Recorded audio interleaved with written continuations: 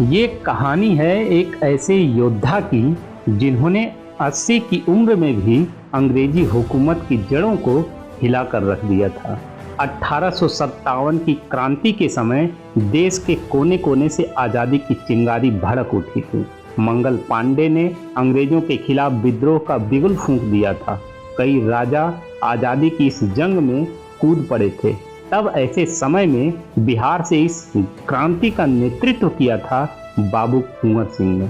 कहा जाता है कि बाबू कुंवर सिंह ने अंग्रेजों को मात देने के लिए अपनी कलाई को काटकर गंगा में बहा दिया था।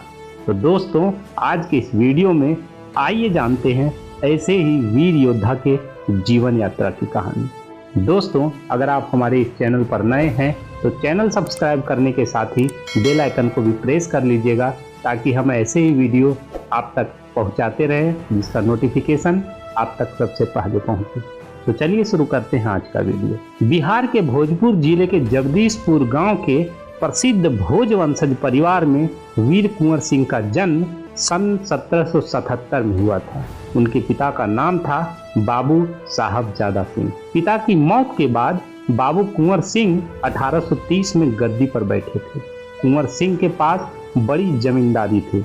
कहा जाता है कि बचपन से ही कुंवर सिंह को खेल खेलने के बजाय घुड़सवारी, निशानेबाजी, तलवारबाजी का शौक था।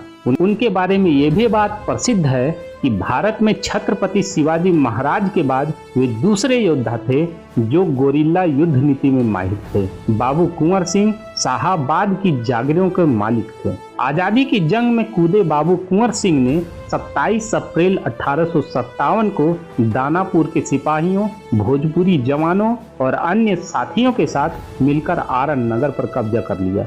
इस विजय को आरा विजय के नाम से जाना जाता है। यहाँ बाबू कुंवर सिंह ने जेल तोड़कर कैदियों को तो मुक्त कराया ही, साथ ही यहाँ के खजाने पर भी कब्जा कर लिया। इसके बाद 2 अगस्त 1857 को कुंवर सिंह ने बीबीगंज में अंग्रेजी सरकार के छक्के छुड़ा दिए। ब्रिटिश इतिहासकार होम्स ने उनके बारे में लिखा है, उस बूढ़े राजपूत ने ब्रिटिश सत्ता के विरुद्ध अद्भुत वीरता और आन बान के साथ लड़ाई लड़ी। यह गनीमत थी कि युद्ध के समय कुंवर सिंह की उम्र 80 के करीब थी। अगर वह जवान होते तो शायद अंग्रेजों को 1857 में ही भारत छोड़ना पड़ता। अंग्रेजी सेना ने आरा पर हमला करने का प्रयास किया, लेकिन बाबू कुंवर सिंह ने अंग्रेजों के इस मंसूबे पर भी पानी फेर दी। बीबीगंज और बिहिया के जंगलों में घमासान युद्ध हुआ। इस युद्ध में हुई भयंकर गोलीबारी में कुंवर सिंह की हार हुई, लेकिन हौसला नहीं टूटा। इसी वर्ष सितंबर माह में बाबू कुंवर सिंह रीवा की ओर निकल गए, जहां उनकी मुलाकात नाना साहब से हुई। इसके बाद वे एक और जंग करने के लिए बांदा से कालपी पहुंचे, लेकिन सर कॉलिंग के हाथों तात्या की हार के बाद वे लखनऊ आ गए। कहा जाता है कि बाबू कुंवर सिंह रामगढ़ के बहादुर सिपाहियों के साथ बांदा, रीवा, आजमगढ़, बनारस, बलिया, गाजीपुर एवं गोरखपुर में सक्रिय रहे। इसके बाद अंग्रेजों ने लखनऊ पर भी कब्जा कर लिया। कुंवर सिंह बिहार की ओर वापस लौटने लगे।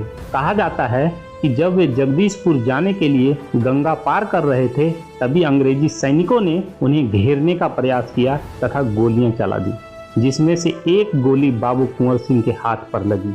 इस दौरान उन्होंने अपनी कलाई काटकर नदी में बहा दी और अपनी सेना के साथ जंगलों की ओर चले गए। इसके बाद 23 अप्रैल 1858 को अंग्रेजी सेना को पराजित करने के बाद वे जगदीशपुर पहुंचे। वे बुरी तरह घायल हो चुके थे, जिस कारण 1857 की क्रांति के इस महान नायक का 26 अप्रैल 1858 को निधन हो गया। आपको बता दें कि बिहार के भोजपुर जिले में वीर बाबू कुंवर सिंह की विरासत को संजो कर रखा गया है। यहाँ पर उनका किला है।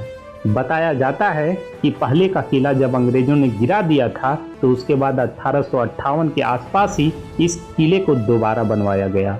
तो दोस्तों, आज के इस वीडियो में बस इतना ही। उम्मीद करता हूं कि यह वीडियो आपको पसंद आई होगी। अगर आप ऐसे वीडियो देखना पसंद करते हैं तो चैनल सब्सक्राइब करने के साथ ही बेल आइकन को प्रेस जरूर कर लीजिएगा, ताकि हर नए वीडियो की नोटिफिकेशन सबसे पहले आप तक पहुंचे। तो मिलते हैं अगले वीडियो में, तब तक के लिए नमस्कार।